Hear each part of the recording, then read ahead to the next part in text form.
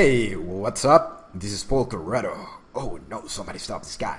And today's video is gonna be about how to play against d4 without having a lot of trouble and without having to study a lot of theory. So what I want to tell you first of all is a little story of something that happened to me back in the day.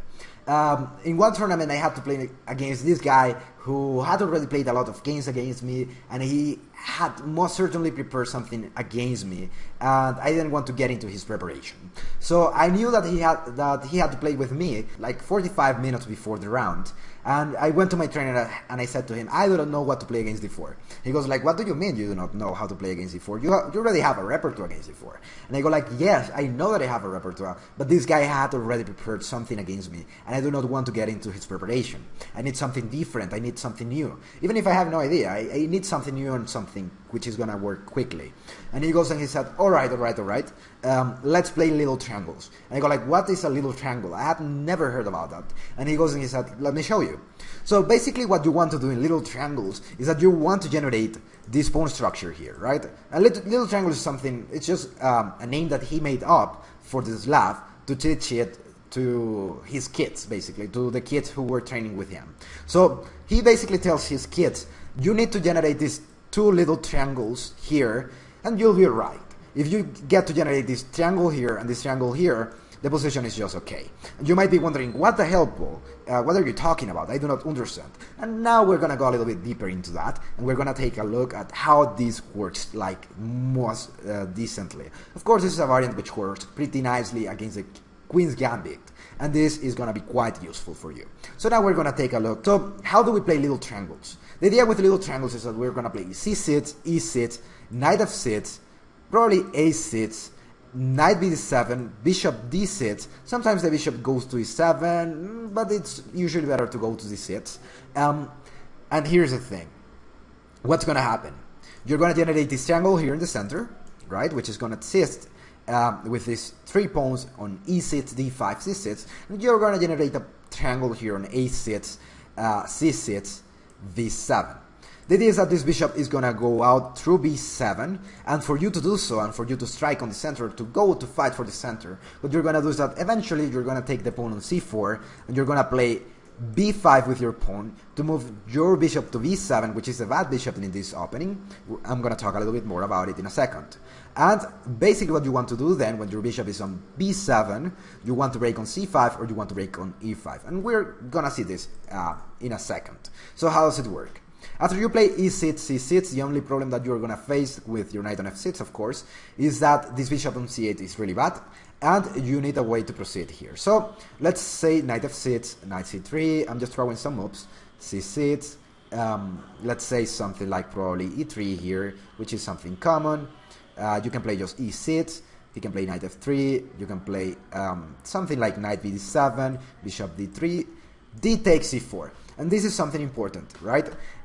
Something extremely important for you is that, see, we're creating a little triangle here, that's really cool, but you have to take the pawn on c4 when the bishop of f1 has already been moved, because then you're going to win a tempo. So if you wait here a little bit until the other guy has played bishop d3, you can take on c4 without a lot of trouble, and you are winning a tempo on the bishop on d3, which is now moving to c4.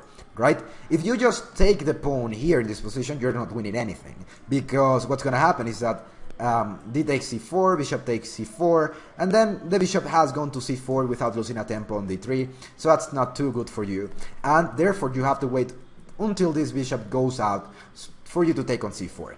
So alright, bishop d3, d takes c4, bishop takes c4, and then b5. The bishop goes backward somewhere, and then you basically play something like a6 or bishop b7, probably bishop b7 followed by a6. The idea is that you want to protect the pawn on b5 so that you can play c5 in the future, and that's just okay. Your bishop is gonna go to d6 or to e7, and then you castle, and it's alright. See how this little triangle here is gonna become another triangle when you move your pawn to b5, like here.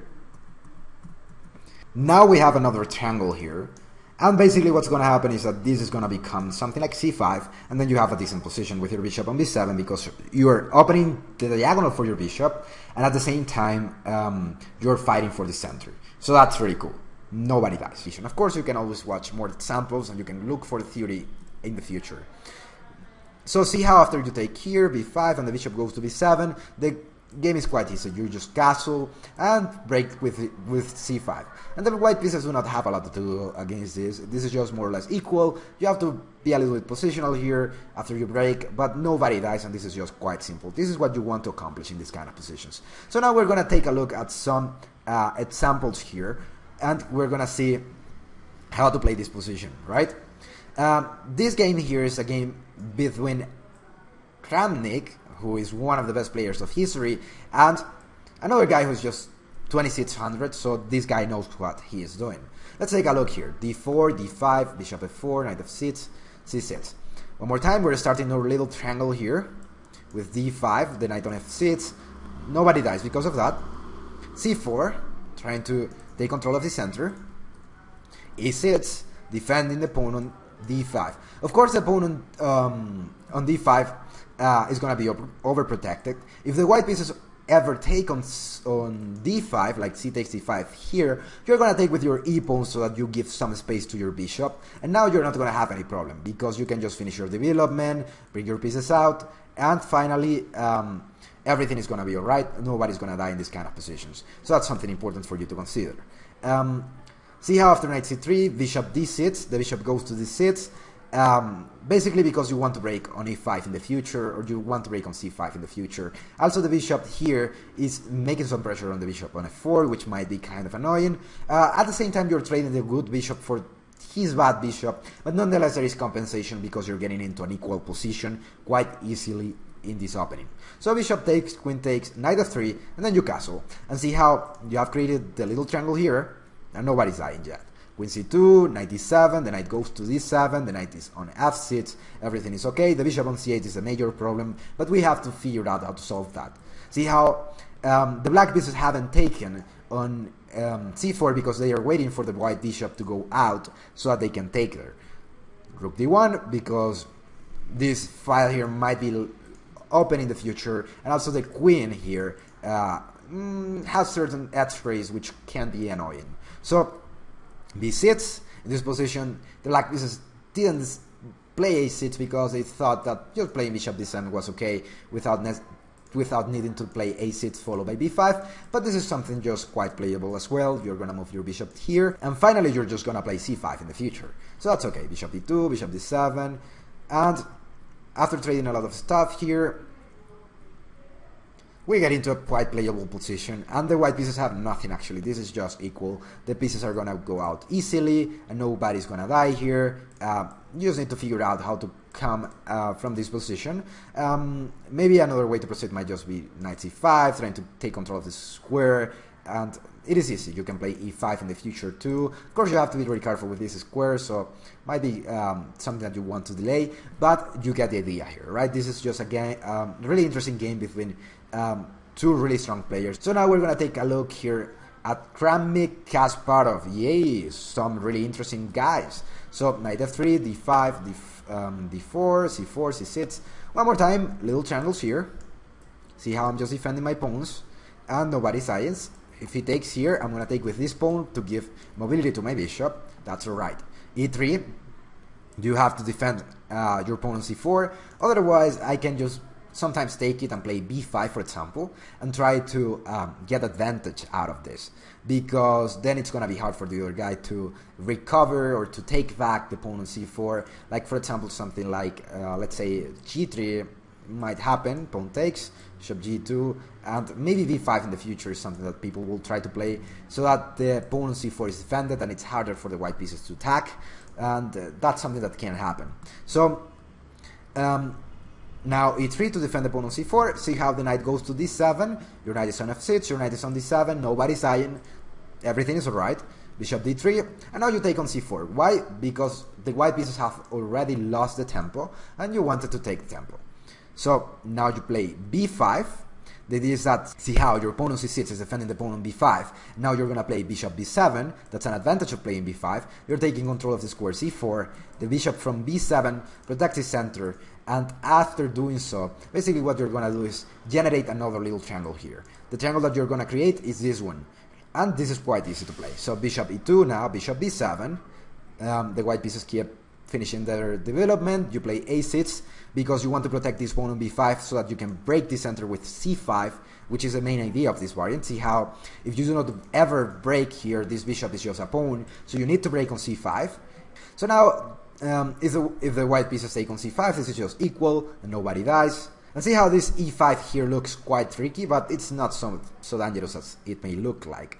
Knight takes e5, knight takes e5. The idea is that if you take here, then I'm taking on d5 and the knight is just hanging, and that was basically what happened.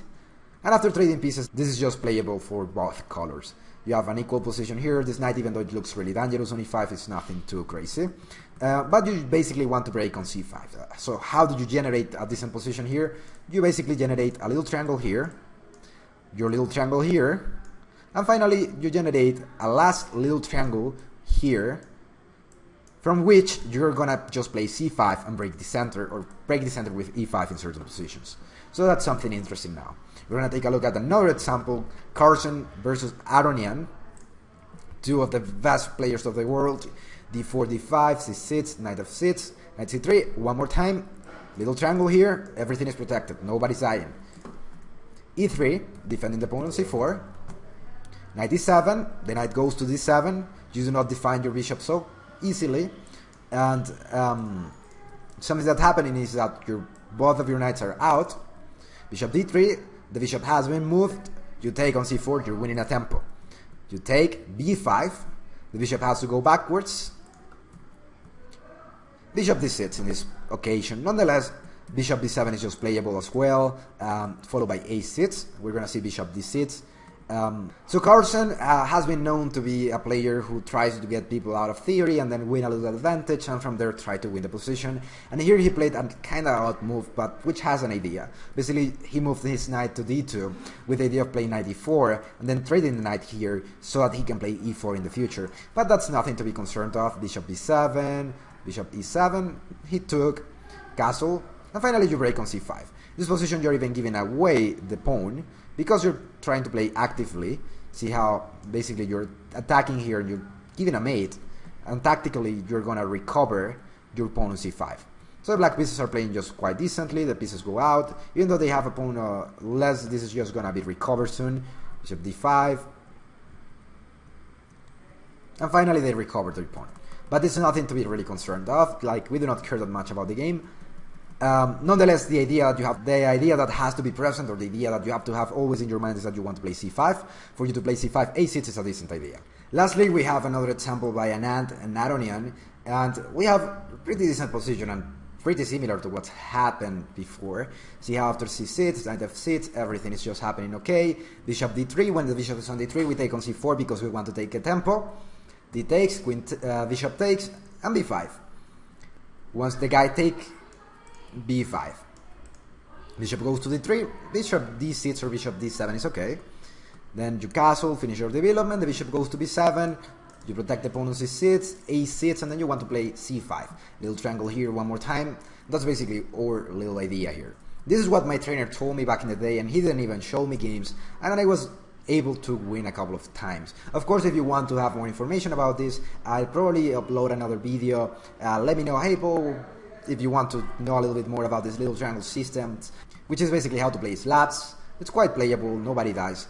Kind of drawish sometimes, but it is alright. Finally, let's take a look at the general ideas one more time, so that we get a decent idea of what we're gonna do.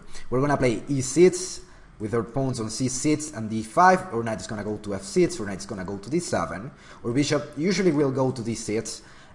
Then we're gonna try to play b5, d takes c4, of course, after the bishop has gone to d3, d takes c4, and finally b5, followed by something like bishop b7, a6, you'll castle, and finally you'll just try to break on e5 or c5, and you'll try to give your pieces a decent position.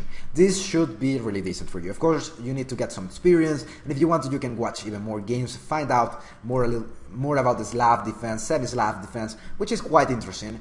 And usually people will say, oh, do not study theory, but yeah, you need to know a little bit of at least what you want to do in general terms, in plans and ideas. And experiment. Try this out. Didn't work? Analyze your games. Did it work? Whoa, that's fantastic. And let's play some chess. So this is Paul Carrero, and I'll see you around, and hope you liked this video. If you did, then you know what to do. Share this with some other people. So I'll see you around. This was Paul Carrero. Oh no, somebody stop this guy.